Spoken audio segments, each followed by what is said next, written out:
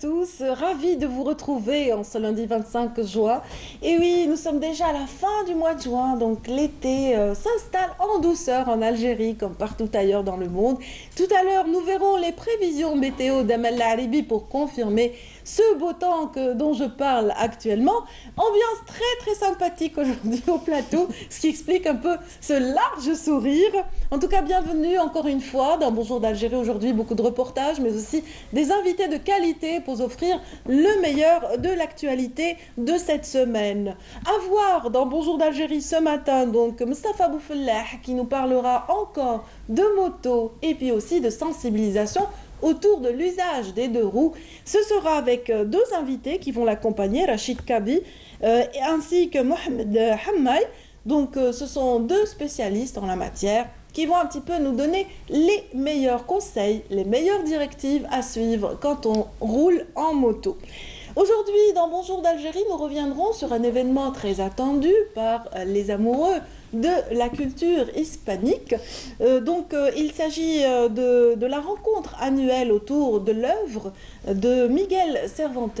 Aujourd'hui, l'événement se décline avec plusieurs volets. Donc hier déjà, une première conférence consacrée aux spécialistes de Miguel Cervantes, un de ces spécialistes, un des plus reconnus et connus au monde, sera parmi nous. Il s'agit de Norio Shimuzi. Donc le nom est japonais, d'où la difficulté que j'ai à le prononcer. Donc il sera parmi nous, il reviendra sur le parcours, surtout dans sa période algéroise de Miguel Cervantes. Donc je parlais d'un événement multidisciplinaire pour cette rencontre annuelle. Il y aura aussi d'autres aspects, d'autres volets, notamment l'aspect culinaire, mais également une très belle rencontre autour de l'artisanat. On en parlera également avec le directeur de l'Institut Cervantes qui viendra aussi nous en témoigner un petit peu. Et puis voilà, il y aura aussi un troisième événement consacré à l'artisanat Touareg et Mzab. Ce sera aussi organisé par l'Institut Cervantes et l'ambassade d'Espagne en Algérie. Et bien sûr, certes, l'artisanat constitue un vecteur important pour le tourisme, mais nous allons aussi évoquer un autre volet tout aussi important, un vecteur de réussite pour les vacances et les parcours touristiques. Il s'agit de la photographie. Oui, zoom sur des photographes qui nous viennent de Blida, en l'occurrence Ramzi. Alors Ramzi Mohamed Hafsi surtout sera parmi nous ce matin pour représenter tout un collectif de photographes issus de Blida et qui font de belles choses pour la promotion de l'image de marque de notre pays. Alors voilà qui est dit par rapport à l'aspect tourisme, parce qu'on célèbre en fait la journée nationale du tourisme en Algérie à partir d'aujourd'hui. Et puis nous parlerons aussi de sécurité sociale pour les non-salariés ce matin, des choses à annoncer. Et le directeur de la Caisse nationale de sécurité sociale des non-salariés, Chouki Youssef, sera parmi nous aussi pour en parler. Donc on va annoncer des choses par rapport à cette fin d'année concernant les non-salariés. Alors oui, ce matin, donc on a parlé des photographes, on a parlé, et oui, il ne faudrait pas quand même qu'on oublie également notre équipe de handball qui nous vient cette fois-ci de Béjaïa. On va parler justement de cette équipe qui a brillé lors de derniers championnats, donc de handball filles notamment. Les filles sont sorties victorieuses, donc les filles qui représentent notamment le Racing Club Team Ezrit de Béjaïa. Certaines d'entre elles seront parmi nous, mais aussi leurs coachs, leurs encadreurs. Dans un moment, on mettra en valeur ces efforts dans notre matinale. La matinale commence tout de suite par un point météo avec Amel Laribi, comme je vous l'ai dit tout à l'heure. Donc restez avec nous, c'est pour tout de suite.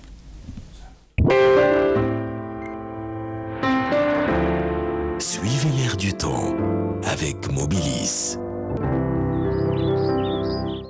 Bonjour Amel. Bonjour Nadia. Ça va, je disais tout à l'heure que l'été s'installait doucement. Il s'installe bel et bien. Alors comment est-ce que ça se passe? Côté été, 25 juin, aujourd'hui. Oui. Soleil, chaleur, tout ce qu'on veut. Ben, allez-y. L'humidité aussi. Ah oui, ouais. Ça je l'ai bien senti. Ah ça oui. Ça, je l'ai bien senti. Surtout avec nos cheveux aussi. Hein. Ah oui. c'est nos Ouais, cheveux qui en en parlant de pâtissent. cheveux, vous avez une petite antenne comme ça qui monte. On va essayer de... Après, Ouais, tout à l'heure. après je vais camoufler un peu. Merci. Donc, que nous dit la météo ce matin, Amel? D'accord, le Merci. bonjour à tous et bon réveil. Et bien pour aujourd'hui, de la brume et des nuages bas en ce début de matinée sur pratiquement l'ensemble des régions côtières. Puis le ciel deviendra généralement dégagé avec un temps relativement chaud, mais plus vers l'intérieur ouest, la moitié sud, excepté quelques voiles, l'extrême sud, le Gard Tassili avec une tendance orageuse. Partout ailleurs, le soleil va prédominer avec un temps relativement chaud également, cette fois-ci vers le Sahara central et deux fréquences de sable, l'extrême sud et le Gard Tassili. Les températures, comme je vous l'ai dit tout à l'heure, il va faire très très chaud, mais plus vers l'intérieur, avec toutefois un maximum de 40 degrés du côté de Hindefla et Schleuf, 38 Mascara et Relizane, 37 degrés à Albeya, 34 du côté de Djelfa, 30 degrés à Alger, 33 à Oran, 29 degrés à Annaba, 30 à Tlemcen et Sétif, 27 à Batna, au sud 39 degrés du côté de Tindouf, 37 à Manrasset Janet, 40 à Biskra, Béchar, 43 Gardaya, Hassim Soud, Ouagla, Bojbeji Mukhtar, Ingzem et le maximum cette fois-ci à Adrar, Salah avec 46 degrés. Eh bien, on va faire toujours un petit voyage du côté de l'Europe où le ciel se montrera partiellement nuageux, plus exactement à Copenhague, mais peu nuageux à Paris, Marseille, Lisbonne. Des nuages chargés de pluie par contre à Rome ainsi qu'à Budapest et Varsovie, Helsinki. Le soleil brillera de tous ses feux à Londres, Bordeaux, Madrid avec des températures assez agréables. 16 degrés à Helsinki, 27 à Londres, 24 à Dublin, 23 degrés à Berlin et Copenhague, 25 Paris, 28 degrés à Marseille, 22 Budapest, 26 à Bucarest, 29 degrés à Athènes, 31 Bordeaux et le maximum cette fois-ci enregistré à Madrid avec 36 degrés. Voilà, je vous retrouve tout à l'heure, juste après le journal télévisé de midi. Et d'ici là, très très bonne matinée.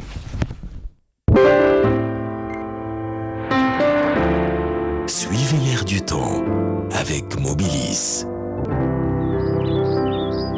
Merci, Amel. C'est moi que merci. Voilà qui est dit par rapport à ce point météo. Et puis, on va vous accompagner tout de suite en musique. Avec plaisir. On va vous dire au revoir avec la voix de Ayoub Mjahid ce matin. À New York. J'espère que vous aimerez. On y va. Passez une excellente journée, Amel. Excellente journée. Restez également. avec nous tout de suite, cette chanson qui s'inspire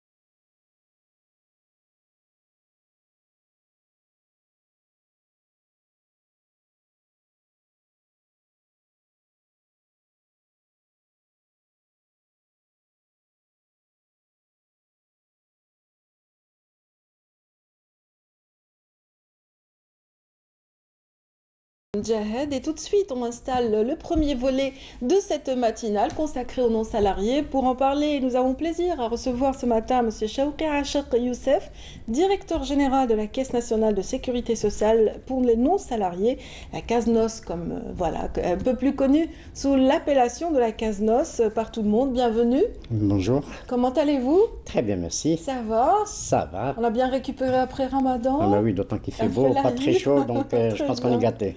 La caisse en général subit d'énormes pressions tout au long de l'année, mais en cette fin d'année, il y aura aussi pression parce que il y a lieu de régulariser certaines situations. J'ai un petit chat dans la gorge, ne faites pas attention. On va vous soigner en tant que sécurité sociale. Oui, la sécurité sociale, justement, son rôle, c'est d'accompagner un peu les travailleurs. Tout à fait. Écoutez, c'est pour cela que je lance encore un appel à tous les non-salariés. Vous savez que les non-salariés, c'est très large comme gamme en fait. Vous avez les commerçants, les artisans, toutes les professions libérales. Et puis même l'informel, ceux qui travaillent dans l'informel sont actuellement en train de se formaliser pour venir et avoir une couverture sociale. Très bien. Donc je leur lance un appel. Ils adhèrent. Tout à fait. Voilà, il est vrai que c'est une culture qui était totalement absente. Elle commence à s'incruster un peu et puis à s'installer chez les non-salariés. C'est pour cela qu'on voit qu'il y a quand même un flux plus important de non-salariés qui viennent, tout en rappelant quand même que c'est une obligation légale et donc ce n'est pas un choix individuel mais une obligation légale. Oui. C'est pour cela que nous faisons encore un appel, parce que vous savez que là on est resté très longtemps dans la sensibilisation pour que les gens comprennent le bien fondé d'une couverture sociale en termes de protection sociale et sécurité sociale, mais il y a aussi les possibilités d'aller à la coercition. Coercition que nous laissons en fait en dernier recours, mais nous serons tenus de le faire dès le 30 juin. Voilà. Vous savez que le 30 juin, c'est la date, disons, butoir pour que les gens puissent cotiser sans avoir de pénalité.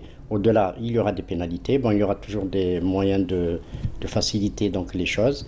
À ce titre, je rappelle que nous sommes donc ouverts tous les jours de la semaine. Avant de parler des horaires d'ouverture, Monsieur Chawki Achaq, j'aimerais quand même insister sur les corps qui sont concernés. On va encore revenir, on en a cité quelques-uns, mais on peut encore détailler si oui, on peut détailler. Alors, bien sûr, il y a déjà les commerçants. Donc, il y a donc les artisans. Alors, quand on dit artisan, il ne faut pas être restrictif. Ce ne sont pas les artisans parce que quand on dit artisan, on pense toujours à l'artisanat traditionnel. Mais il n'y a pas que ça. Il n'y a pas que ça. Un maçon, un électricien, un plombier est un artisan. Oui. Donc, tout artisan, la femme qui travaille chez elle, qui fait de la couture, est aussi artisan.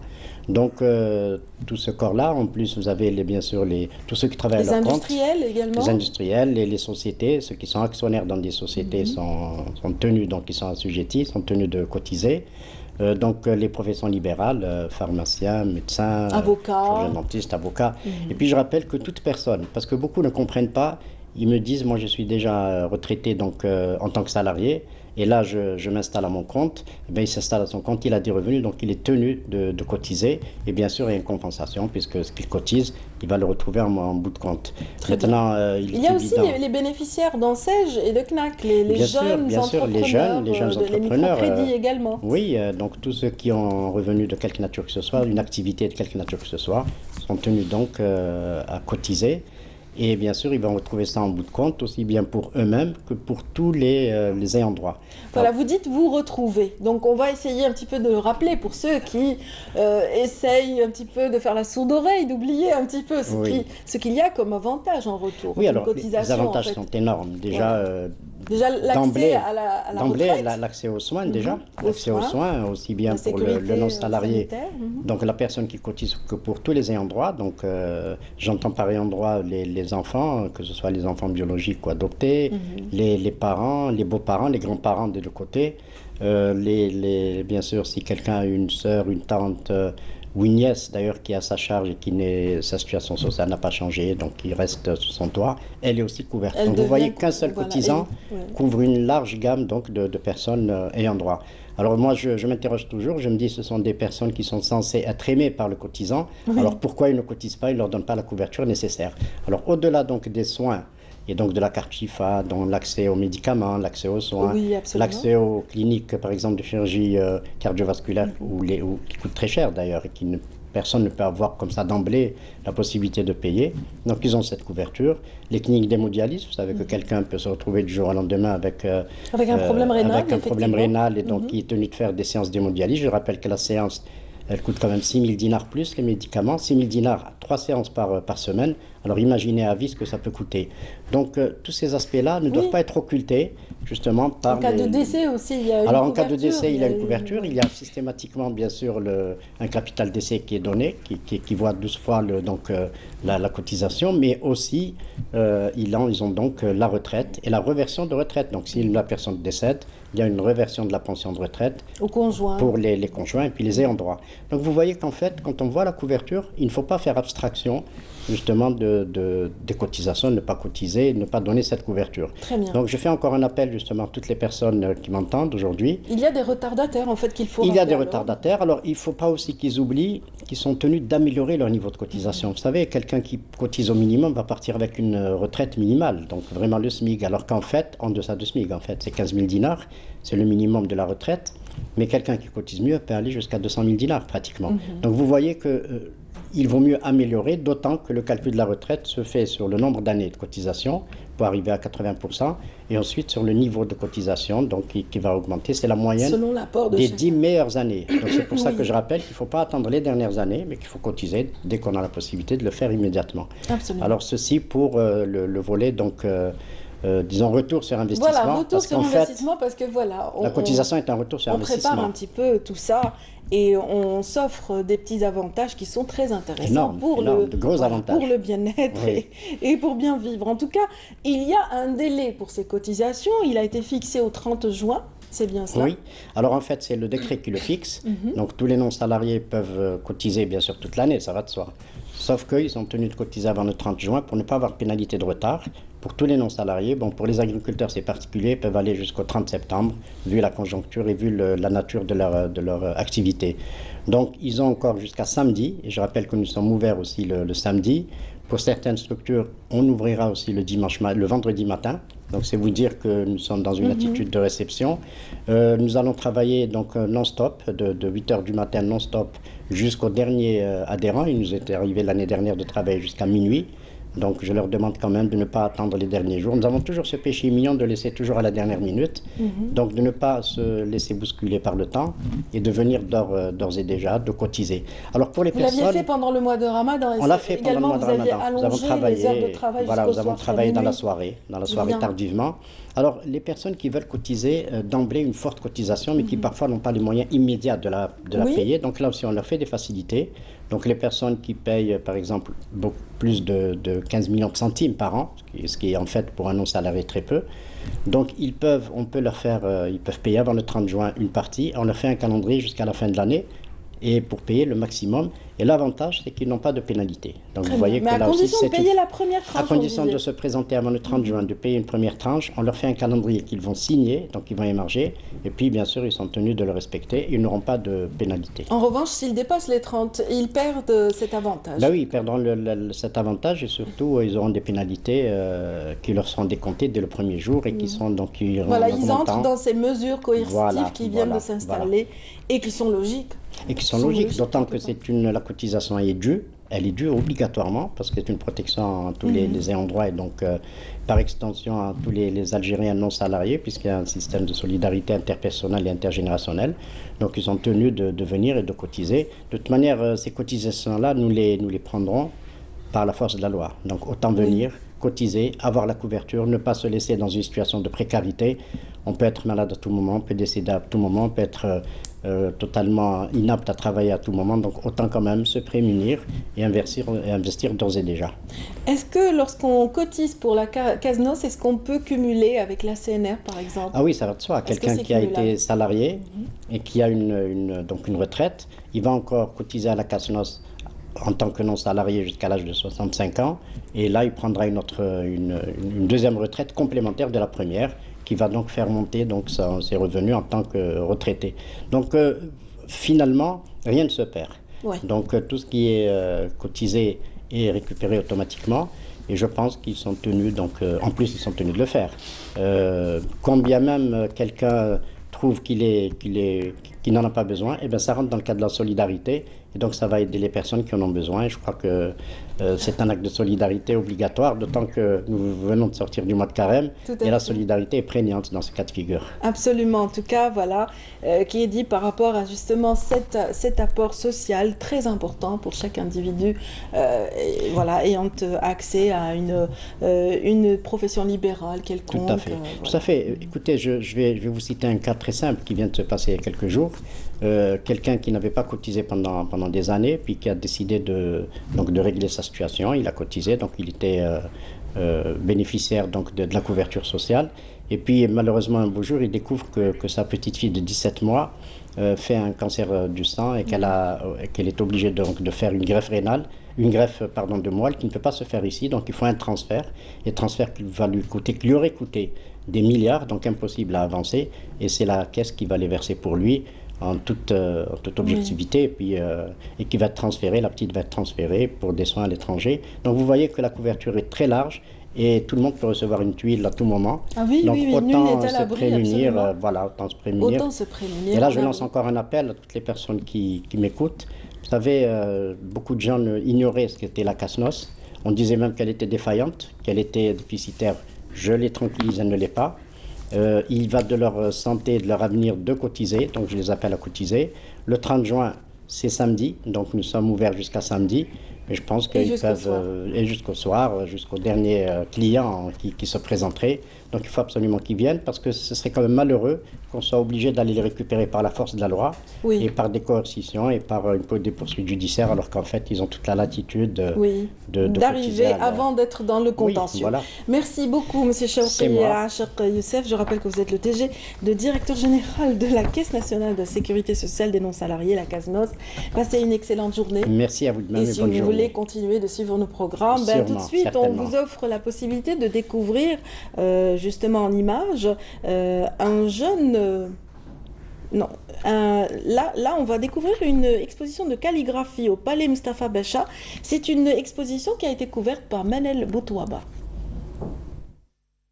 Le Palais Mustafa Pacha de la Casbah d'Alger accueille actuellement des œuvres de calligraphie arabe de 23 pays.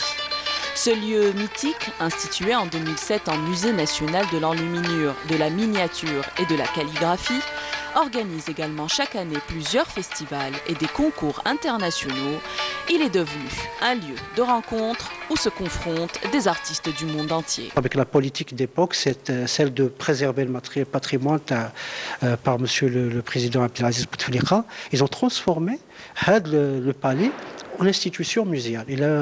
مؤسسة متحفية وكي حولوه إلى متحف كانت هنالك مهرجان دولي للخط الزخرفة والمنمنمات دونك هذوك التحف اللي كانوا premier prix lauréat, deuxième prix, troisième prix connaissent aujourd'hui, elles sont abritées dans ce musée. Étymologiquement, calligraphie signifie la belle écriture ou l'art de bien former les caractères d'écriture manuscrite. Presque toutes les civilisations ont développé leur propre calligraphie. Certaines, comme la civilisation arabo-musulmane, l'ont élevée à un statut particulier. Elle est aujourd'hui un art à part entière. L'écriture arabe se décline sous plusieurs formes et types. Comme beaucoup le savent, l'écriture a évolué avec le temps. Depuis sa création sous forme de gravure sur des planches ou alors sur de l'argile ou ce qu'on appelle cunéiforme, aujourd'hui, ce n'est plus seulement des symboles à décoder pour aider à la communication. L'écriture peut exprimer la beauté et les émotions, car comme son nom l'indique, la calligraphie signifie la beauté de l'écriture. Artistiquement parlant, l'écriture calligraphique a aujourd'hui un statut international reconnu de tous. La calligraphie est considérée comme l'une des formes d'art les plus importantes dans le monde islamique depuis ses origines. Sa forme plastique particulière la rend aujourd'hui atemporelle, tout comme le Palais Mustafa Pacha, qui accueille régulièrement des expositions comme celle-ci, au grand bonheur des amateurs du genre. Tout le monde l'attend avec impatience chaque lundi. Mustafa Boufellah est avec nous. Oui, bonjour, comment allez-vous, Radia? Très bien, très bien. Ça va? Ça va, Mustafa. Aujourd'hui, je vais chanter reggae. Allez, chouf. Ouais. Super. Ouais, il y a Marley qui est là. Il n'y a pas que Marley, on a Che Guevara de l'autre côté. Oui, c'est lui qui m'a donné le t-shirt, de toute façon. On reste dans la même région. Wow. Cuba, Donc la Jamaïque et Cuba, bienvenue. Merci à vous. Comment allez-vous? Alors il y a monsieur Kabi Rachid qui est propriétaire d'une auto-école. Voilà. Bienvenue. Merci. Et Mohamed oui. Ahmad, c'est ça? Qui est enfin journaliste dans le web. Il fait radio Hamido, c'est ça? Radio Miramar. Radio Miramar. En fait, on a deux radios. Oui. Deux radios web. Radio Nes El Houma, Pointe Pescade, et Radio Miramar. Et en plus, on a un journal Nes El Houma. Et tu es aussi responsable de la communication de du groupe. Du groupe Stop Activité Routière. Voilà. Donc, M. Kabi a une Nous auto-école. avions reçu le président de ce groupe, enfin l'un des leaders du groupe, Voilà, la semaine dernière. Justement. Oui. Et là, c'est une continuité, justement. Voilà. De cet effort de sensibilisation autour des dangers de la route qui planent autour des utilisateurs des deux roues, essentiellement. Oui. Parce que pourquoi aujourd'hui j'ai invité M. Kabi et Mohamed? Parce que M. Kabi a une auto-école qui fait passer le permis moto à des jeunes, etc. Et je voulais avoir quelle sensibilisation il fait au niveau des auto-écoles. Par exemple, quand un élève vient pour avoir le permis moto, qu'est-ce qu'il lui conseille? Qu'est-ce qu'il lui prodigue comme conseil dans C'est-à-dire au-delà de l'aspect la technique, sécurité? au-delà des aspects techniques, au-delà des codes, au-delà, quels sont les meilleurs conseils? Le meilleur conseil, ce n'est que la prudence. Un jeune qui n'est pas prudent, qui est inconscient, c'est lui le pare-choc. Ou l'hadid mais il se mâche. Oui. Un petit choc de rien du tout, il se retrouve en situation vraiment pénible. Donc ce que nous n'arrêtons pas de répéter, la prudence, la prudence, la prudence. La prudence et la protection passe par quel aspect? Il faut protéger l'ensemble du corps, à commencer le fourc. Il y a un spot en ce moment, une tête protégée, c'est une tête de sauver.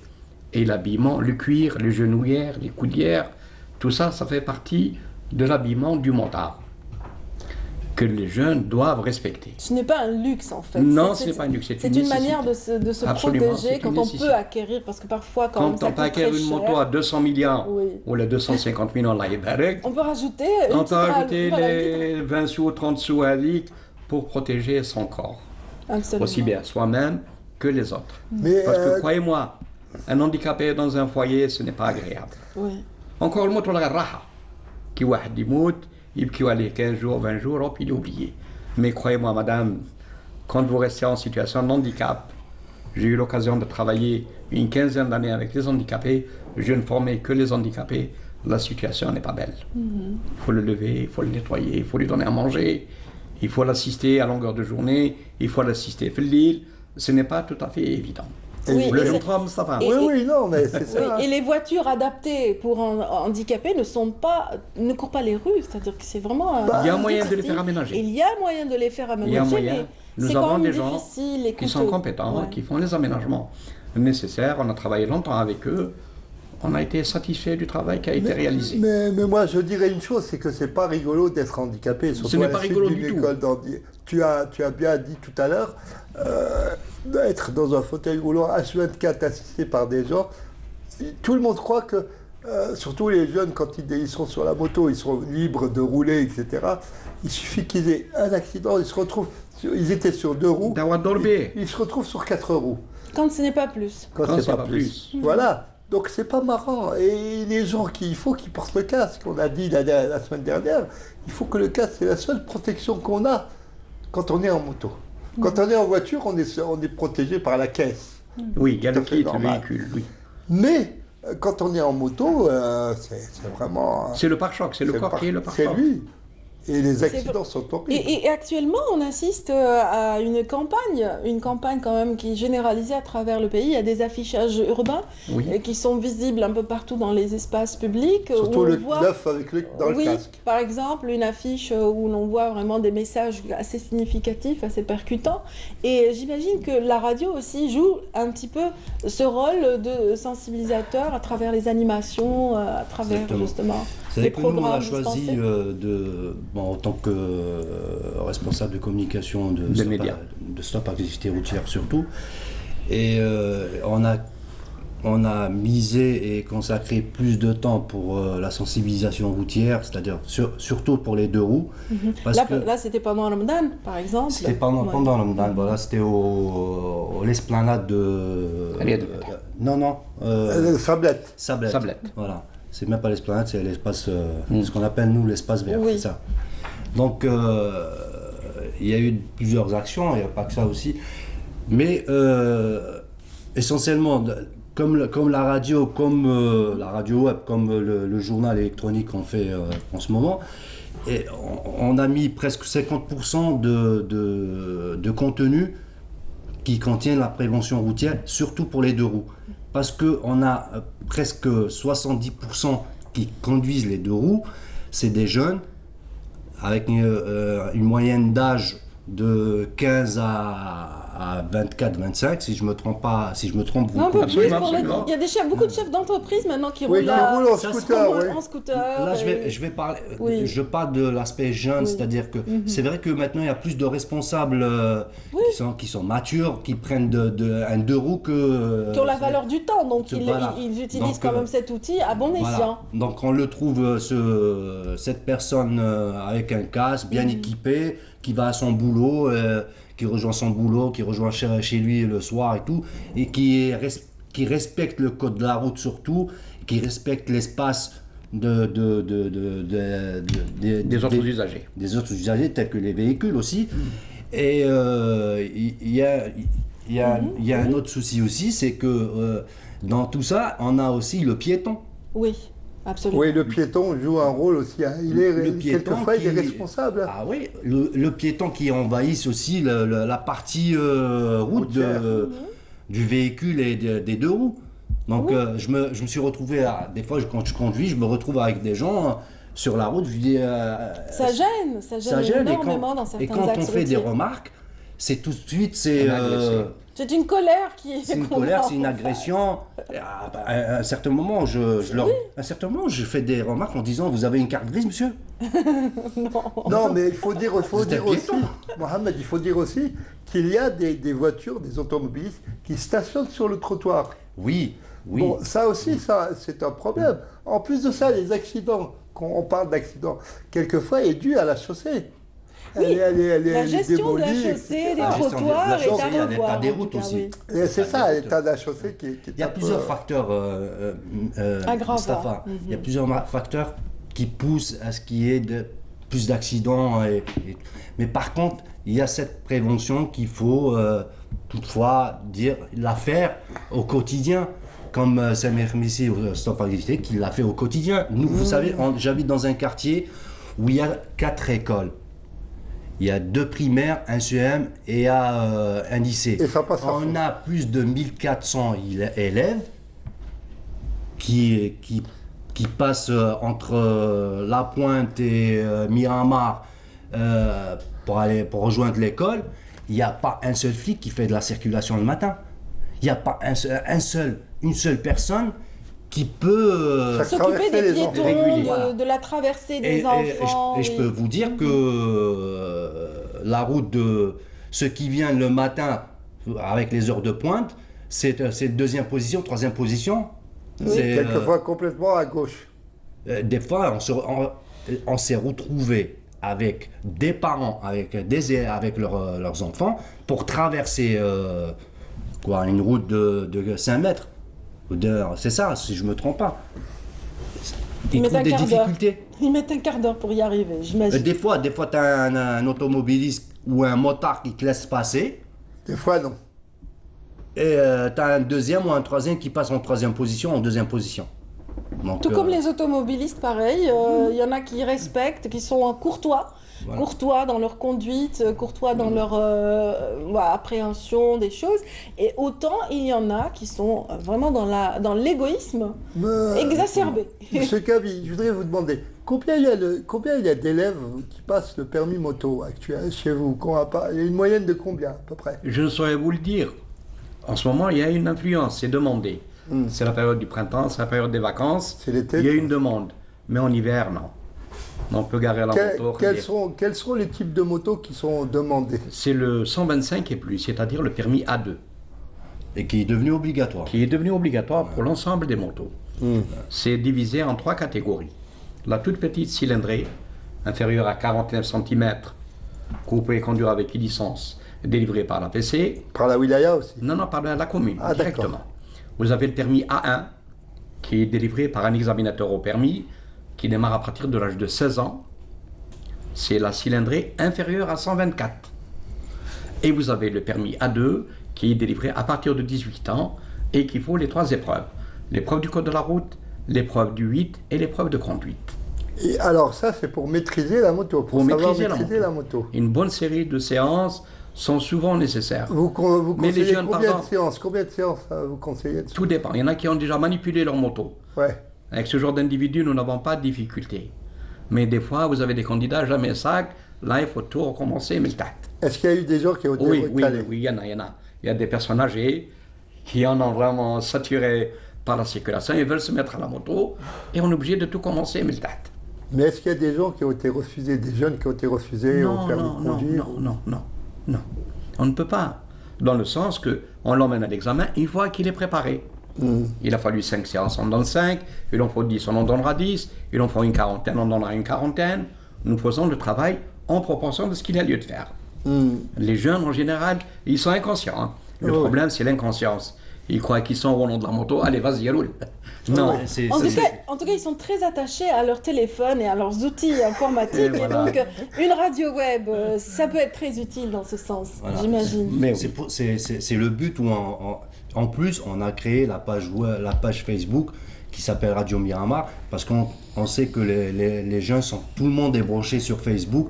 Donc, ça permet de toucher plus de... Parce qu'une radio web, c'est pas encore... la tasse de café de tout le monde en ce moment. Cette génération ne côtoie pas beaucoup la radio sur web. Donc, ils sont plus branchés sur Facebook et réseaux Twitter, sociaux en général. Voilà. Donc, on mise beaucoup sur la page Facebook de la radio Miramar. Là, on passe beaucoup de messages qui concernent la prévention routière. Et on essaye de passer un message qui soit un peu pédagogue et sans agressivité. Il ne faut pas qu'il y ait une répression, parce que ça ne sert à rien. Déjà, l'Algérien, dans sa nature... il est répressif. Voilà, répressif. Nerveux. Nerveux, Voilà. Comme le dit Fellag. Voilà. Il a les cheveux comme ça qui se dressent. Facilement. On essaie de... Parce que la répression, c'est vrai que... on n'a pas de résultat avec la répression. De toute façon, dès son jeune âge, il est réprimé. Moi, j'aurais aimé voir... c'est-à-dire au lieu de faire un procès ou une pénalité de 5000 dinars et plus, j'aurais aimé voir comment qu'on appelle ça, c'est comme en Europe, des conseillers pédagogiques. Des conseillers pédagogiques, et en même temps, c'est vous avez fait une connerie, moi je vais vous pénaliser d'aller dans un hôpital et de faire... Oui. Voilà, c'est un peu les États-Unis, c'est un peu le travail d'intérêt général, d'intérêt public, voilà. C'est dans ce sens. Et là, je crois que le conducteur de 2 roues ou le conducteur de voiture ou même le piéton, parce qu'il faut dire que le piéton ici ne respecte pas il a le passage clouté, il ne le prend pas, il a son trottoir, il ne le prend pas. Donc même ça, il faut le sensibiliser. Absolument. Il faut dire que maintenant, il faut que même le piéton soit conscient des dangers qu'il y a sur la route. Absolument. Mohamed, je voudrais que vous parliez une meilleure éducation de la caravane que vous allez organiser cet été. Mais brièvement et rapidement. Brièvement et rapidement, oui. Brièvement et rapidement, voilà. La caravane manque de temps. Voilà, qui va normalement qui va démarrer vers le 16 juillet. Oui. Donc elle va faire la côte algérienne. Oui. C'est-à-dire les 1200 km. Et là, il y aura le centre de prévention routière.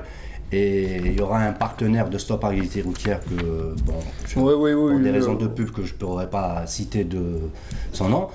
Et il y aura des arrêts dans chaque wilaya où ils vont passer sur la côte. Ils vont faire un peu les plages aussi, histoire de sensibiliser. Et ça sera plus côté motard et piéton. Très bien, excellent. Monsieur Kaby, donc... En tout cas, on suivra cette caravane prochainement. Donc, Monsieur Kaby, est-ce que vous avez un dernier mot? Non, sauf que je félicite l'émission. Si ça peut sensibiliser, si ça peut apporter un plus à la jeunesse, dès leur jeune âge, c'est pas tout à fait... Voilà, mais de toute manière, on va vous réinviter pour le permis de conduire pour handicapés pour savoir à peu près comment ça se passe. Ajouter juste un mot, c'est que c'est-à-dire les gens peuvent suivre la caravane sur le site web, sur la page Facebook Miramar Radio Miramar, comme ça ils ont en temps réel. Très bien. Il va y avoir des lives en temps réel, comme ça ils verront le travail sur terrain, comment il est fait. Excellent. Merci infiniment. Donc, et je vous souhaite vraiment pérennité à toutes ces belles actions en faveur des automobilistes.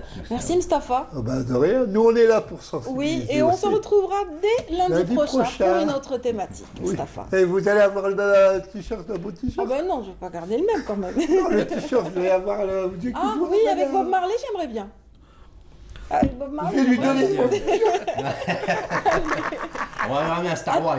Ah oui, on va ramener Star Wars. Excellente semaine en tout cas. Merci Mustapha, merci à nos invités. Merci, tout de suite, nous allons revenir sur le parcours d'un bouquiniste très apprécié par les Algérois. Il s'agit de Mouloud Meshkour qui était établi du côté de Douchmourad, rappelez-vous. Donc, hommage à cet homme exceptionnel par Feriel Hamdi dans notre matinale. En arpentant les rues d'Alger, très peu de bouquinistes, hormis les occasionnels qui étalent leur éventaire sur le trottoir, continuent à exercer leur métier. Ami Mouloud Meshkour, le plus ancien bouquiniste de la capitale, présent à la rue des Douchmourad, n'est plus. كان إنسان طيب توجور السرير ما يختاش عنده الكتابات من كل الأنواع يخدم مع لي تيتيديون يخدم مع الدكاترة يخدم مع لي جون تاع مثال تاع فرونس فوتبول كاين لي سيستيم دي كيما تاع زمان كاين كتب تاع لي ستوديون كاين دي رومون بوليسيي كاين ميم دي ليبوك دي زوروبيان يجوا عنده يشروا كتابات ويلقاو واش تما كل فئه تاع المجتمع يعطي لها الذوق تاعو. الناس تحكي عنده واحد 70 سنه وهو هنايا واحد 60 70 سنه وهو هنا والحانوت هذه كي تشوفي لي بوكا 70 سنه وهي لي بوكا شحال من واحد بروبوزال كري ودراهم ما حبش وماشي دايرها باش يدخل دراهم هذه دايرها بليزير باش ما يكاسيش لا روتين تاع اليبوك شغل كي يجي يفتح يحكموا شغل واحد البري سونتيمون تاع الباسي على جال هذيك اللي دايرها هذا يمد للناس عندك تقراي ما عندك شي يمد لك كي تشري عليه تقرايه تجي تبدلي يبدل لك تما سيرفيابل بزاف مادام انا نعرفو مده ان ودمي جامي من عنده حاجه عيانه توجور بوزيتيف يحب الناس يحب الخير قلبه ابيض ما جامي منشر في الناس ولا يكره الناس ولا. Sa boutique où les étagères ont toujours été remplies de classiques de la littérature, d'ouvrages pédagogiques, de vieux magazines et une jolie collection de vinyles. Plusieurs personnalités de la littérature ont défilé dans cet espace clair-obscur, devenu un pied-à-terre des gens de l'édition, des écrivains et des journalistes. Nous avons rencontré Shamseddin, le petit-fils de Ami Mouloud Meshkour, car après le décès de son grand-père, il a décidé de continuer d'ouvrir le magasin. C'est un bouquiniste depuis les années 50, on va dire. Il a commencé très jeune, chez une Espagnole. Après, il a pris la relève. Voilà, c'est sa vie, ce magasin, c'est sa vie. Il nous a quittés là. Bon, au début, c'était juste pour l'aider. Au début, bon, lui, c'était le matin, moi l'après-midi, il était un peu fatigué avec l'âge et tout. Après, j'ai commencé à aimer. Donc, j'ai continué à l'aider. Après, j'avais pris la relève déjà avant sa mort, là. Et voilà, je compte y rester et continuer. Shamseddin, le petit-fils de Ammi Mouloud, est resté fidèle à son compagnon le livre. Il a refusé de changer d'activité, lui préférant la librairie de son grand-père Étoile d'Or. Voilà, c'était méritoire, donc c'était mérité pour notre bouquiniste, qui était très apprécié, je le disais tout à l'heure, et c'était signé Farih Hamdi. Tout de suite, nous allons parler également de littérature, mais autrement, cette fois-ci, avec un regard porté sur l'Espagne à travers le romancier dramaturge Miguel Cervantes, que les Algériens connaissent très bien, parce qu'il a foulé le sol de notre Algérie, il y a vécu en tant que... il a été quand même emprisonné. C'est bien cela, notre invité va... C'est pas le bon terme en tout cas, hein. C'est pas le bon terme. Donc c'était un captif, il était captif au XVIe siècle à Alger. Et merci de nous parler en tout cas de Cervantes ce matin. Donc merci à monsieur, je cherche votre nom. Ouh. Alors voilà. Antonio Gil de Carrasco. Antonio Gil de Carrasco. Oui. Voilà, vous êtes le directeur de l'Institut Cervantes à Alger. Oui, et je vais faire une précision. Oui. Je ne pense pas que Cervantes a été en captivité. S'il a été en captivité, ça a été très spécial. Très bien. L'universalité de son œuvre littéraire, oui, c'est grâce à Alger. Oui. Et Alger, c'est universellement connu à travers de la littérature et grâce à, merci à Cervantes. Oui. So, je pensais que Cervantes, il a été bénéficié de les 5 années qu'il a habité ici et je suis vraiment content. C'était un captif privilégié, donc oui, oui, c'est un captif privilégié. Un peu de luxe. Oui, oui, oui, oui. Disons qu'il avait quand même accès à la culture de la région, il avait accès au... Il avait de l'échange, il y avait de l'échange, il y avait un contact avec les autochtones et oui, ça l'a enrichi quelque part. Tout le monde dit que Don Quichotte a été influencé par Alger, mais ce n'est pas seulement Don Quichotte. Ses romans, oui, ses poèmes, ses œuvres de théâtre sont influencés par Alger. Alger a été la fond de son inspiration et grâce à Alger, la Blanche, Cervantes et les Cervantes que nous connaissons maintenant. Oui. S'il n'est pas vécu ici en Alger, peut-être il sera complètement différent. Et l'espagnol ne sera pas la langue universelle qu'il est maintenant, oui, grâce à Cervantes et grâce à la cité d'Alger. Pour ça, j'ai demandé de venir ici à travailler en ce merveilleux pays. Ça vous a aussi inspiré pour venir ici, c'est oui, très oui, bien. En tout cas, ça a été, on lui reconnaît avoir offert au monde un premier roman moderne, parce que Don Quichotte, c'était cette œuvre majeure, l'ingénieux Hidalgo Don Quichotte de la Manche, une œuvre donc écrite et publiée en 2 étapes. C'est une œuvre qui marquera les esprits à jamais, puisque qui ne connaît pas ces personnages mythiques, Don Quichotte, son acolyte, oui, ou alors Dulcinée, donc sa bien-aimée. Oui, c'est la première. Ce sont des personnages mythiques qui sont dans la mémoire universelle. Oui, c'est vrai, c'est la première roman moderne. Et c'est vrai qu'il a été écrit en 2 livres. Le premier, il est en différence de 10 années avec le second. Oui. De fait, il a été une autre personne qui a écrit la seconde partie de Don Quichotte, qui s'appelle Blas d'Avellaneda. Oui. Et il est vraiment fâché quand il a vu qu'autre personne veut dire qu'il a écrit Don Quichotte. Et pour ça, Cervantes a écrit les secondes parties. C'est vraiment merveilleux. Don Quichotte d'Avellaneda, il est complètement différent. Oui. Mais c'est vrai que Don Quichotte a fait qu'Espagne s'est connue et aussi a fait qu'Alger c'est une ville internationale. Une ville internationale, en tout cas, c'est la plus grande figure de la littérature espagnole. Et nombreux étaient les spécialistes qui sont revenus encore sur cette œuvre majeure, sur cet homme exceptionnel. C'était hier. Donc oui, il y a eu toute une conférence, la conférence annuelle, qui est consacrée à cette personnalité littéraire. Oui, il a été une initiative de l'ambassade d'Espagne, de l'Instituto Cervantes, organisée ici en Alger, une conférence annuelle. Oui. Avec Miguel de Cervantes. Notre objectif, c'est apporter ici les plus grands spécialistes du monde dans la figure de Miguel de Cervantes. Et nous avons apporté hier à les grands hispanistes japonais, Dr Norio Chimizu, qui a parlé de l'état de Miguel de Cervantes ici à Alger. Il a dialogué avec l'hispaniste et traducteur algérien, Mohamed Salah Mounir, et aussi avec l'historien Shakib Benafri, et avec l'écrivain qui a modéré tous les débats avec le public, et Adriana Lassel. C'est vraiment très intéressante conférence et nous voulons l'organiser tous les années à la Bibliothèque nationale et partager avec le ministère de la Culture d'Alger.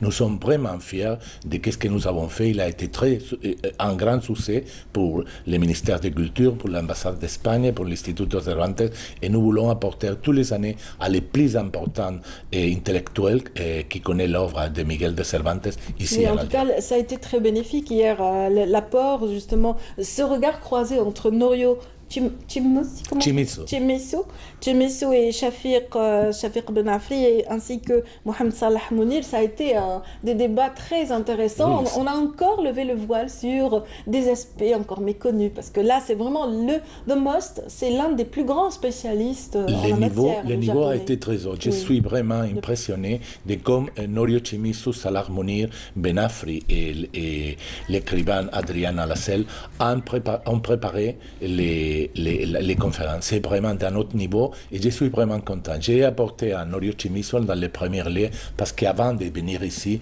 j'ai travaillé comme directeur de l'Instituto Cervantes à Tokyo pour 5 années et j'ai connu le professeur Norio Chimisso. Il est un des grands spécialistes de Cervantes du monde.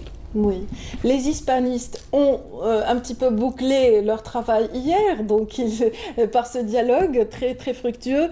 Mais l'Institut Cervantes a également organisé, initié nombre d'événements cette semaine. On va en parler également, notamment donc comment dire l'inauguration de l'expo d'artisanat Touareg. C'est ce mardi, c'est-à-dire demain. Oui, c'est vrai. Nous voulons faire un Touareg et Mzab à la fois. Hein. Oui, cette fois c'est la 3e exposition d'artisanat que nous organisons. La première a été de l'artisanat de la Casbah, la seconde 10 années des prix d'artisanat espagnol et maintenant l'artisanat de les Touaregs, parce que nous voulons faire un dialogue entre l'artisanat espagnol et l'artisanat algérien. Il y a beaucoup de points en commun, il y a beaucoup de choses en commun et nous voulons voir qu'est-ce que encore nous avons de notre passé arabe.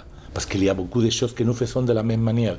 Et ça a été très intéressant de voir que les artisanats en Espagne et l'artisanat ici en Algérie travaillent de la même manière. Oui, on est autour d'une même Méditerranée. Donc, et cette vrai. Méditerranée qui regroupe justement l'Algérie et l'Espagne et nombre de pays va être mise à l'honneur à travers une autre exposition, Casa Mediterráneo en Algérie. C'est bien cela, du 27 au 30. En fait, ce sont des journées culturelles. Oui, ce sont journées culturelles. Placées sous ce label. C'est vraiment ce mois de juin. Je suis complètement fou. Je suis très fatigué. Mais je suis ici pour travailler. Mais satisfait quand même. Oui, très satisfait. Pour montrer la culture d'Espagne. Non seulement pas d'Espagne, aussi des pays latino-américains. Oui. L'Instituto Cervantes promote la culture en espagnol. L'espagnol, c'est la langue de 21 pays. 500 millions de personnes parlent l'espagnol. C'est la seconde langue du monde depuis les Chinois. Mais les Chinois seulement se parle à la Chine et l'espagnol se parle à 21 pays. Et la journée de la Maison Méditerranée, que c'est une institution du ministère des Affaires étrangères, il veut promouvoir la culture des pays méditerranéens et Algérie, c'est un pays méditerranéen également. Donc ça se passe au niveau de l'école supérieure, entre autres, l'école supérieure d'hôtellerie et de restauration. C'est avec la contribution aussi du MAMA et de l'hôtel El Jazair.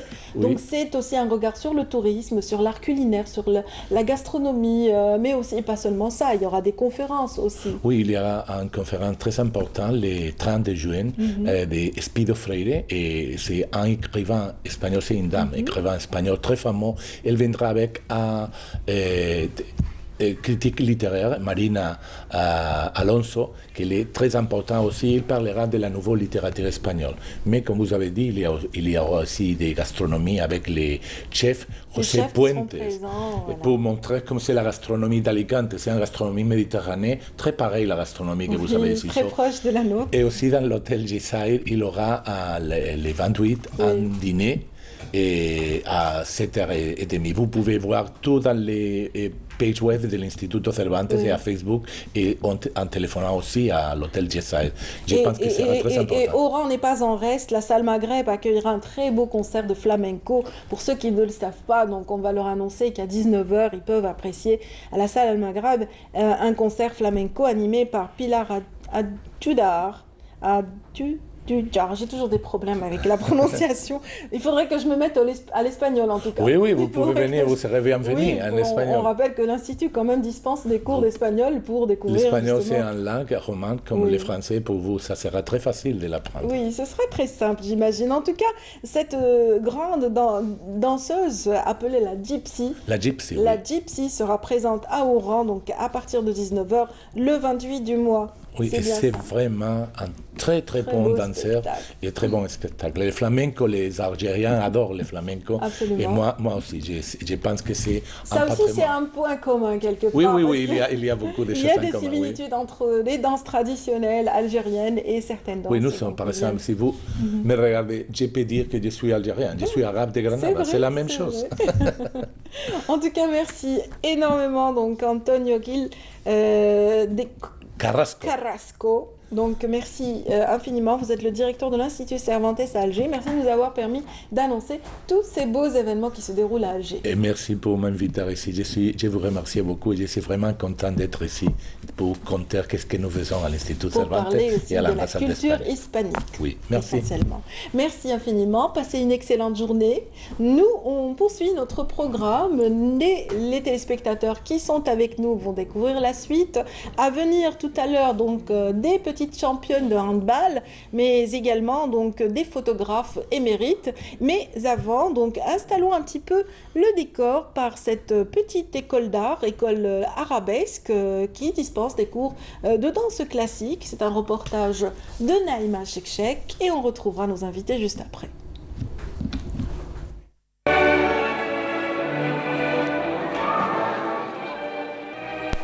Le Lac des Cygnes, l'œuvre en 4 actes de Tchaïkovski, dont une partie est exécutée ici par les ballerines de l'école arabesque qui forment des danseuses classiques depuis une trentaine d'années.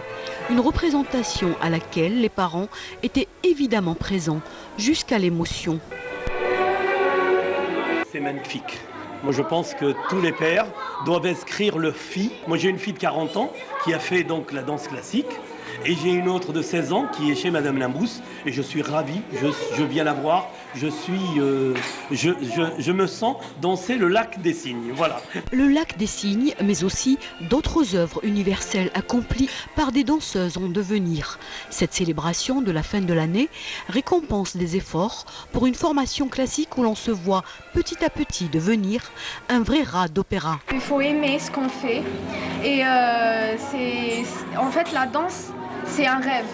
La danse, ça paraît très technique, mais on danse avec l'âme en fait.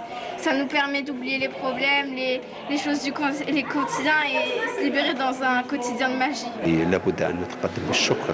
Je dois féliciter l'école arabesque qui prend en charge une formation dans un domaine qui n'est guère facile, les danses modernes et classiques.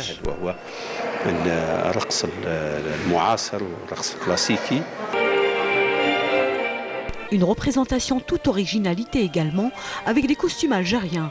C'était fait aussi pour ravir un public très fier de sa progéniture. Et je vous l'avais promis tout à l'heure, nous allons tout de suite parler de handball. Handball avec un club amateur de handball qui nous vient de Béjaïa. Il s'agit du club, donc du Racing Club de Timezrit.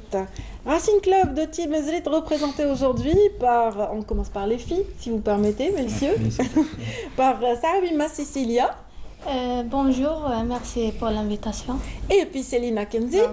Bonjour, on vous remercie pour cette invitation. Ah bah tout le plaisir est pour nous, surtout que vous nous ramenez un beau cadeau là. Vous êtes championne cette année, vous avez décroché quand même le titre. Oui. Vous avez gagné, vous avez été victorieuse ce mois de juin, c'est ça? Oui. C'était au championnat de handball féminin. Oui. Et vous êtes cadette. Oui. Alors, vous représentez les cadettes pour ce club. Alors, bienvenue également à Massini Sazouaoui. Bonjour, merci pour l'invitation. Vous êtes l'entraîneur de Mesdemoiselles au Racing Club Timezrit. Et puis, Milali Slimane est membre du club. Lui aussi, il renforce pendant les grandes compétitions et puis pendant les entraînements tout au long de l'année. Bienvenue, mesdames, messieurs. Donc, parlons un petit peu du club. Le club est assez récent, hein. Il est né en 2017, c'est bien ça? Oui, c'est vrai. Alors, qui va parler du club? Donc c'est un club récent, il s'est créé en 2017 On a fait un bon parcours jusqu'à présent. Très bien. On a décroché une Coupe d'Algérie. C'est déjà bien. C'est un grand exploit. En plus, c'est la première au niveau de notre région, un sport collectif féminin. Oui. On a eu cette coupe, donc c'est vraiment un exploit. Oui, avant, il faut dire que toutes ces personnes qui aiment le handball étaient très actives, mais au sein d'une section d'un autre club qui était, lui, essentiellement consacré à la boxe. On va citer ce club, si vous le permettez, donc Jeunesse Sportive Tiemzrit, c'est bien ça, le club Jeunesse Sportive Tiemzrit. Vous y étiez déjà avant le club de handball? Oui. Non, vous n'étiez pas dans cette section. Est-ce que... J'étais Voilà, donc Massinista, vous y étiez. Voilà, puisque on a la majorité des clubs, et ils sont la mentalité de... Ils sont pas la mentalité de multisection, ils n'acceptent pas d'autres sections et tout. On a fait le choix de vous lancer. Un défi. On a démarré ce club avec sans subvention, oui. Avec juste des charités de quelques personnes. La participation de tout le monde, toute la région, puisque c'est une région montagnarde et tout. Déjà le sport féminin c'est un peu... Oui, alors on a cassé le tableau de le sport féminin, les filles... Oui, ben les filles, j'imagine qu'elles pratiquent le sport au lycée, elles ont envie de faire plus parce que certaines ont des capacités, des qualités remarquables. À l'instar de nos championnes, on revient donc à tout d'abord à Sahawi qui est vraiment à encourager davantage parce qu'elle est déjà dans l'équipe nationale, c'est bien ça? Oui. En 2017, j'ai sélectionné en équipe nationale, catégorie cadette. Oui. J'étais minime. Oui. J'ai sélectionné en catégorie cadette. Un travail, j'ai bien fait. Bien sûr, bien fait, bien sûr. Vous aimez bien le handball? Oui, bien sûr. Vous avez préféré. Alors, vous occupez quel poste dans l'équipe? Ailière gauche. Ouais, ailière gauche, c'est important l'ailière. Oui. En général, c'est elle qui marque. Les autres, elles avancent et elle vient, elle les prend en contre-pied. Oui, des contre-attaques. Oui. Elle contre-attaque, elle est rapide en général, elle est reconnue. Donc les ailiers sont très rapides. Quant à Selima, donc Sekina. Selina. Comme Selena Gomez. Selina Kenzi, donc vous occupez quel poste dans l'équipe? Arrière gauche. Arrière gauche, c'est tout aussi important. Donc vous êtes dans la défense.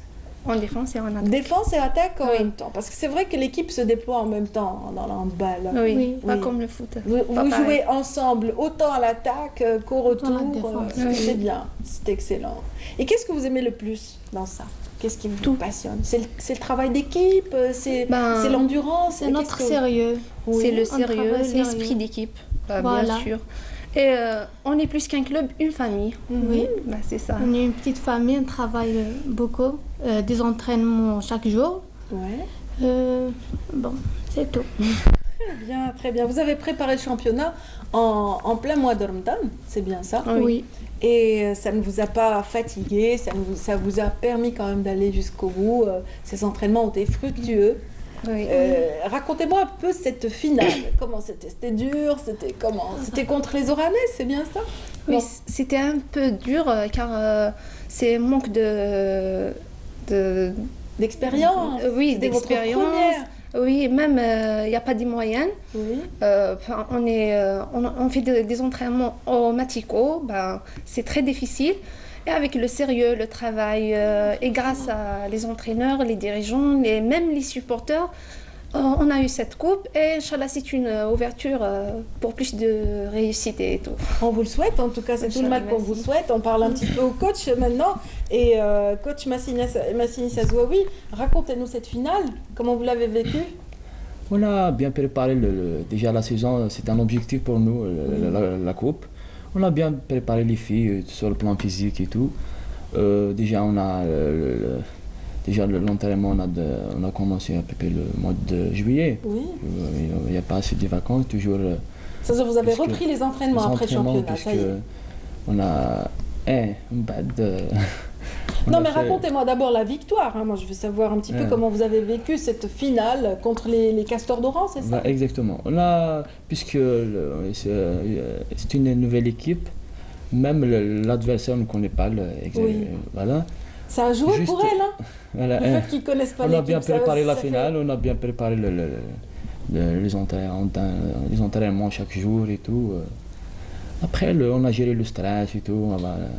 Ça va, voilà. Ça va, bien géré en tout cas, bravo coach, bien. Parce qu'une victoire pour les filles, c'est une victoire pour vous également, et pour vous le club. La fierté, j'imagine que c'était la fête au village, non? Oui, c'était parce que Timazrit, c'est un grand village, c'est une commune, une daïra. Et l'Ipon est beaucoup plus côté sport, c'est pas une commune qui est anonyme. Oui. C'est une grande commune quand même, connue à Béjaïa. Mais le retour des filles s'est fait comment? Est-ce qu'on les a reçues en apothéose? Comment ça s'est fait? C'était presque... Elle était pareil au retour de l'équipe nationale du Soudan. C'est un peu pareil. Oui. Sérieux, tout le monde était dehors pour elle? Tout le monde était à notre attente. C'était vraiment une joie immense. C'était vraiment une joie immense. Ça fait chaud au cœur, ça. Ouais, déjà, c'est la première coupe sport féminine, sport collectif. Ouais. Puisqu'on a à Timzrit, on a des champions d'autres disciplines, mais le sport collectif, c'est la première coupe, premier titre. Eh ben, bravo les filles. Alors, et vous, cette liesse populaire au village, c'était comment? Alors, un peu l'hachma, un peu, j'imagine, un petit peu de timidité, mais quand même chaud au cœur. Oui, c'est sûr. Ouais. Qu'est-ce qui vous a marqué le plus dans cet accueil? Qu'est-ce que vous avez ressenti? Dur de le décrire. C'est dur de décrire quand même. Mais la joie ne se décrit pas, les filles. Hein. C'est de ma faute. Hein. Moi, j'aurais pas dû poser cette question. Allez, on rembobine. Elle revient. Donc, qu'est-ce qu'on peut dire aussi par rapport aux objectifs tracés pour l'année qui suit? Ou est-ce que vous avez des compétitions qui attendent pour le club? Voilà, déjà, notre objectif, c'est avoir une équipe senior avec, nos athlètes déjà. Très bien. Déjà, le club il a plus de 95 athlètes de différentes catégories. C'est le premier objectif, c'est avoir une équipe senior, c'est avoir... Mais vous avez maintenant les minimes et les cadettes, c'est bien ça? Les minimes, les cadettes, les Benjamin et les écoles. C'est bien, c'est l'école. Voilà. C'est l'école et ça évolue doucement. Déjà, on a des écoles en finaliste de Coupe de Wilaya ce vendredi. On a... En tout cas, Célina ici présente est très appréciée à l'échelle régionale aussi. On souhaite d'être sélectionnée comme ma Cécilia à l'équipe nationale, pourquoi pas? Oui, tu y travailles? Oui, bien sûr. Tu y travailles dur? Oui, déjà, on a un athlète, ce mercredi, elle va faire une opération sur le ligament carpacé et tout. C'est une athlète internationale, elle est dans l'équipe nationale. On va citer son nom comme ça. Benidé Tiziri. Voilà, Tiziri prompt rétablissement, Inch'Allah, un bon retour parmi les tiens. Voilà, coucou si tu nous vois ce matin. C'est vrai qu'effectivement, c'est la meilleure joueuse que vous ayez. Voilà, c'est ça, vraiment, c'est le top, c'est le must. Voilà, et on lui souhaite de récupérer de sa blessure. C'est des ligaments. Ligaments carpacés, Inch'Allah, le plus vite possible avec de... Oui, c'est bien. Donc voilà qui est dit par rapport au club. Rappelons que c'est le club Racing Club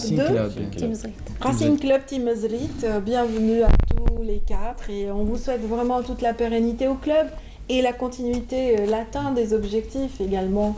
Voilà. Il n'a pas beaucoup parlé, mais ce n'est pas grave. Hein. Pas suffisamment réveillé, plus le voyage. N'est-ce pas, monsieur Slimane? Oui. Milali. Mais si vous avez... Allez, on vous accorde quand même le dernier mot. Allez. Ouais, je vous en remercie. C'est très gentil de votre part. On vous remercie pour cette invitation. Oui. Ça fait vraiment un plaisir. Je tiens à remercier beaucoup plus les joueuses, le staff technique. C'était grâce à eux qu'on est ici. Ce sont les premiers concernés. L'équipe administrative, notre club, vraiment, on fait de notre mieux. On ne ménage aucun effort. C'est des sacrifices. On fait des sacrifices, mais alhamdoulilah, le sacrifice n'était pas allé au hasard. On a eu le sacré. C'est une équipe très dynamique, ils sont nombreux. D'ailleurs, vos collègues devaient être sur le plateau avec vous ce matin ou sans vous, mais il y a eu quand même un événement un peu triste. On présente des condoléances à votre au président du club. C'est un ami, c'est un proche du club, c'est notre sponsor. On lui présente toutes nos condoléances à sa famille, ses proches. Oui, c'était quand même une personne qui soutenait le club. Voilà, il nous aide financièrement, moralement et tout. C'est une personne qui aide tout le monde, c'est pas juste le club. En tout cas, si le club existe, c'est grâce aux mécènes, c'est grâce à l'apport de tous les habitants de Timezrit qui sont jaloux un petit peu de la réussite de leurs enfants. Il est dans le cœur de toute la région et tout, voilà. Même la wilaya et tout. La wilaya. Toujours, il me soutient toujours le club. Eh bien, nous aussi, on est là. Exact. On sera toujours votre relais, en tout cas, pour parler de ces jeunes filles exceptionnelles qui ont réussi déjà avec une première participation au championnat décroché. Quand même, le trophée, ce n'est pas rien. C'est vraiment bravo les filles. Et Inch'Allah, d'autres trophées, d'autres médailles. Et vous reviendrez encore sur ce plateau pour témoigner de votre réussite. Voilà, bon voyage de retour. Merci d'être venu de Béjaïa, en tout cas. C'est un long voyage qui vous attend pour le retour également, donc merci encore une fois. Et quant à vous qui êtes avec nous ce matin, nous allons tout de suite parler de tourisme dans la séquence qui va suivre, avec des invités qui nous viennent également de loin, pas si loin que ça. Blida, c'est quand même à quelques encablures d'Alger. Ils sont photographes, en tout cas l'un d'eux est là pour parler de ce groupe formidable qui est très actif du côté de Blida. C'est après ceci.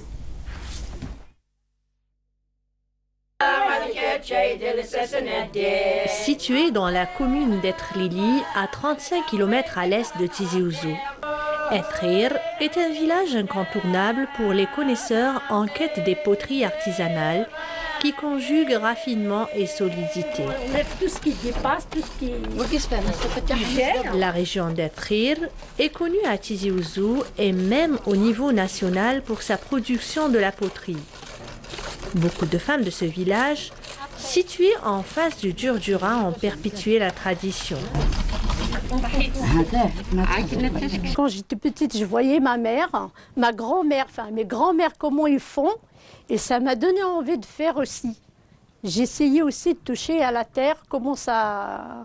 Voilà, et c'est là que ça a commencé l'histoire de la poterie. J'ai commencé à l'âge de 10 ans. C'est un travail manuel traditionnellement réservé aux femmes.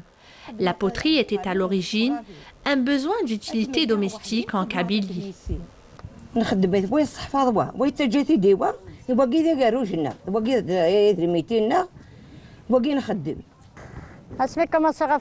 continue toujours à exercer ce métier et l'inculquer à nos filles et nos belles-filles. Les rares femmes qui continuent, vaille que vaille, à produire, le font beaucoup plus par amour pour ce métier que pour autre chose.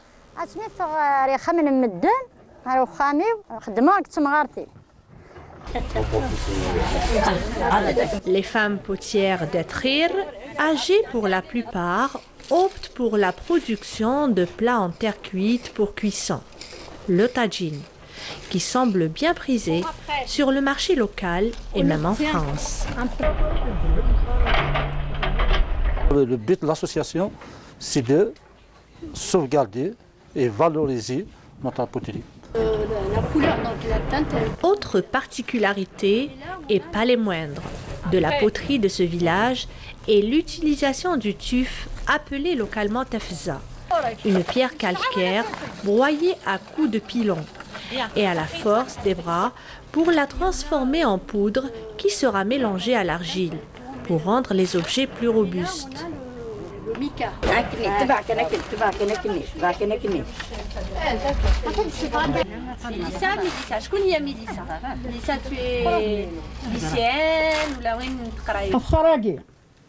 جنتي ديال جوج النار غير مزبوره ماشي المسوره اللي تنحفظوا في خراقي نكيلي غاسمي فيغا في خراقي تنطوس مدافع يدي السكران 13 سنه قد عمري 8 في خراقي ستي ساعة من الفخار عجبيني تخدم بيناتي تتعلم صحفظيت كيني تخدمي تبقي حفظ هادشي طاح شي طاح. La délicatesse et la finesse des objets fabriqués manuellement, patiemment polis avec une pierre lisse, et la couleur ocre obtenue grâce à une argile, avec laquelle sont enduits les objets avant leur cuisson. Mais avant de quitter le village d'Ethrir, ces femmes ont décidé de nous souhaiter la bienvenue à travers ce chant magique, qui est Ashouiq, un chant d'existence qui les accompagne dans leur vie, de la naissance jusqu'à la mort.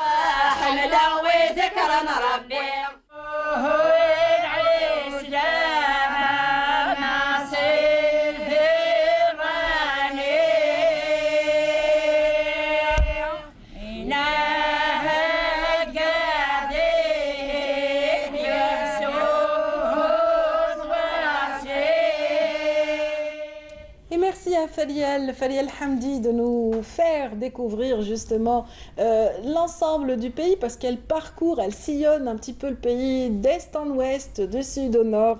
Elle est très dynamique, notre Faliel, et on l'aime beaucoup. Et merci pour cette belle découverte des potières d'Atlieni, ces dames vraiment remarquables qui continuent de perpétuer leurs traditions ancestrales.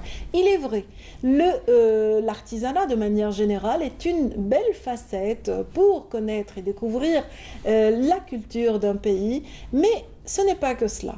La photographie joue également un rôle très important dans le domaine du tourisme, en particulier la promotion aussi de l'image d'un pays. Et aujourd'hui, à l'effet justement de célébrer la journée nationale du tourisme, nous avons choisi de faire un zoom sur un club de photographie et d'audiovisuel en particulier. Ils sont très dynamiques, ils sont actifs du côté de Blida. Il s'agit du club Ourida, club d'Algérie.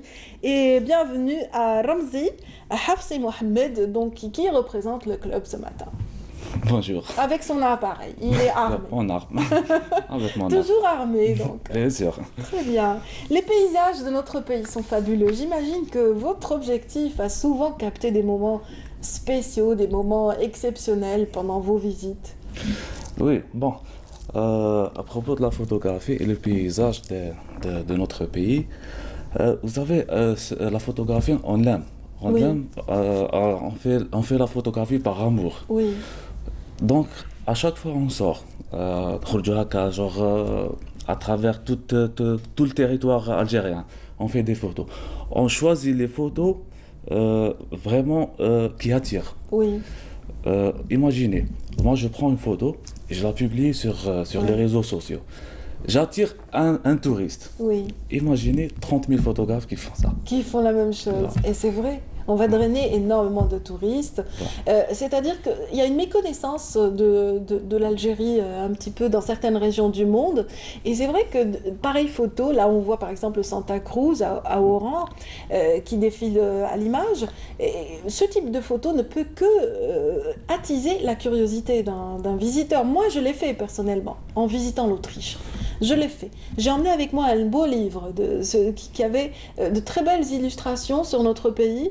J'ai fait découvrir ça à un groupe d'Autrichiens, l'association austro-algérienne qui vit là-bas. Enfin, les membres de cette association ont été tellement séduits par ces images qu'ils ont voulu connaître Constantine, ils ont voulu connaître Béjaïa, ils ont voulu connaître Alger, ils ont voulu connaître Annaba. Et ils ont fait leur parcours à travers ces différentes villes. Voilà. Donc, comme vous l'avez dit tout à l'heure, notre pays, moi je m'arrête. Qu'il des gens, j'ai des amis sur Facebook, des étrangers, mais l'Algérie c'est un pays africain. Ils imaginent juste le désert. Voilà, le désert, des gens, donc quand je publie des fois des photos sur mon profil ou là dans des groupes ou là, donc ils sont un petit peu étonnés de la variété. J'imagine. C'est où comment ça se passe, comment on fait, on a des paysages très uniques. Par exemple, Constantine, on prend le cas de Constantine. Il n'y a pas beaucoup de villes sur rocher.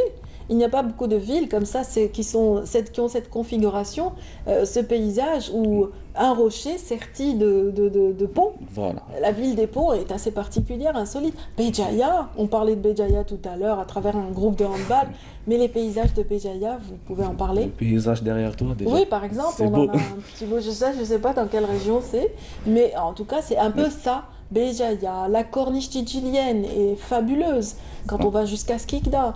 Et encore, et j'en passe, les hauts plateaux, on descend un peu plus bas. Gardaïa est atypique. Exactement. Parce que Vous avez je été vois à que Gardaïa?